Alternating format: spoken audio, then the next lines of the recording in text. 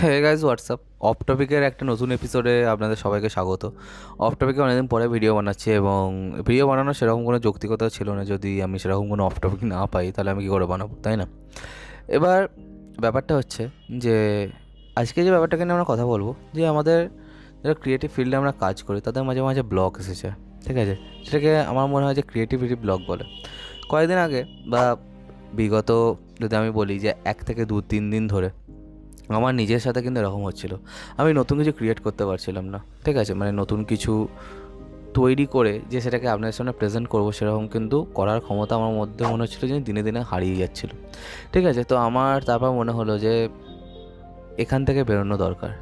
এই যে ব্যাপারটা কিন্তু আমার মনে হয় যে যারা এই ফিল্ডে আছে, বিভিন্ন রকম ক্রিয়েটিভ ফিল্ডে যারা আছে, যারা কিছু তৈরি করছে, ঠিক আছে? এবং বেসিক্যালি আমি যারা ডিজিটালি কোনো কিছু তৈরি করছে তাদের সাথে, এবং যারা ফিজিক্যালি কিছু তৈরি করছে তাদেরকেও রাখছি। কারণ কি, এটা সবাইকারই হয়। যারা আর্টের সাথে যুক্ত আছে তাদের কিন্তু সবাইকার সাথেই হয় এই ব্যাপারটা। এবার আমার মনে হয়েছিল যে এবার এই যে ইস্যুটাকে নিয়ে কিন্তু কেউ কথা বলে না, এবং এটা কিন্তু আমার মনে হয় যে কোথাও না কোথাও গিয়ে একটা সাইকোলজিক্যাল ইস্যু, এবং এটা খুব বেশিভাবে চান্সেস আছে যারা একটুখানি মানসিকভাবে দুর্বল তাদেরকে হ্যাম্পার করার। এবার এই যে ইস্যুটাকে নিয়ে কেউ কথা বলে না, এবং আমার মনে হয় যে যারা সাধারণত আর্টিস্ট এবং রাইটার্স এই টাইপের কাজের সাথে যুক্ত আছেন, যারা আমি প্রথমেই বললাম যারা ক্রিয়েটিভিটির সাথে যুক্ত আছেন, তাদের মধ্যে আমার মনে হয় যে এই ব্যাপারটা সীমাবদ্ধ। বাট এই যে ব্যাপারটা, এই যে ইস্যুটা হওয়া কিন্তু একদমই উচিত নয়, ঠিক আছে? এটা একটা খুবই মেজর ইস্যু, এবং এই যে ব্যাপারটা খুবই একটা সেন্সিটিভ ইস্যু, যেটাকে নিয়ে হয়তো অত বেশি কথা বলা হয় না। এবং আমার মনে হয় যারা এই ভিডিওটা দেখবেন এবং যারা এরকম ইন্ডাস্ট্রির সাথে যুক্ত আছেন, তারা কিন্তু খুব বেশিভাবে রিলেট করতে পারবেন এই ব্যাপারটা। এবার কি, আমাদের ক্রিয়েটিভ ব্লকের থেকে বেরোনোর জন্য বিভিন্ন রকম উপায় জানা দরকার, ঠিক আছে?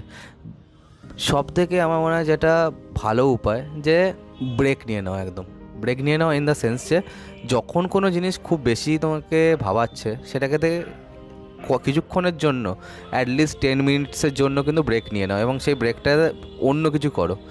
তুমি কিছু কনজিউম করো, ঠিক আছে? যখন তোমার মাথা থেকে কিছু বেরোচ্ছে না, তখন তো আমার দরকার হচ্ছে কিছু কনজিউম করার। সেই যে জিনিসটা আমার মনে হয় যে খুব বেশিভাবে আমার ক্ষেত্রে কিন্তু ওয়ার্ক করে। এবং কয়েকদিন আগে কল্যাণী চাওলা বলেছিলেন যে তিনি খুব জোরে মিউজিক চালিয়ে দেন ক্রিয়েটিভ ব্লক থেকে বেরোনোর জন্য। তো সেই ব্যাপারটা কিন্তু আমার বেশ ভালো লেগে, সেটা কিন্তু অনেকের ক্ষেত্রে ওয়ার্কও করতে পারে। স্টিফেন কিং, একজন বড় লেখক, তিনি বলেছেন যে তিনি ক্লাসিক স্টোরি টেলার, যারা লেখক, তাদের গল্প বেশি পড়তে পছন্দ করেন। আমাদের অনেকেরই প্রিয় লেখক জে.কে রাউলিং, তিনি সাধারণত মিস্ট্রি নোবেল পড়তে বেশি ভালোবাসেন যখন তার ক্রিয়েটিভ ব্লক হয়ে যায়।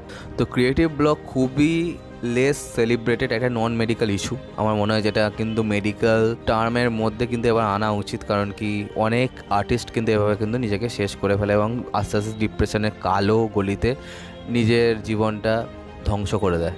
আই থিঙ্ক আমাদের আস্তে আস্তে এবার এই ব্যাপারগুলোর সাথে ফ্যামিলিয়ার হওয়া উচিত, এবং এরকম একটা টার্মের সাথে কিন্তু যুক্ত হওয়া উচিত।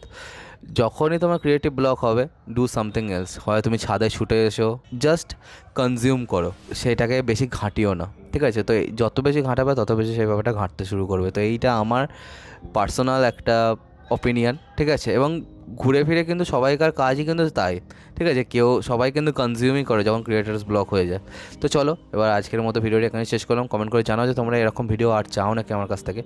আর সাবস্ক্রাইবটা প্লিজ করে দাও, যাতে আমার সাথে তোমাদের আবার দেখা হয়। Bye bye. এই ভিডিওটা নিয়ে আমি জানি যে সেরকম হয়তো ভিউ টিউ কিছু পড়বে না, তবে আমার এটা কিন্তু বলার খুব ইচ্ছা হলো। তো প্লিজ তোমরা যদি মনে করো এটাকে সুটেবল তোমাদের নিজেদের জন্য, তাহলে এবং ফ্রেন্ডস এবং ফ্যামিলির সাথে শেয়ার করতে কিন্তু ভুলো না।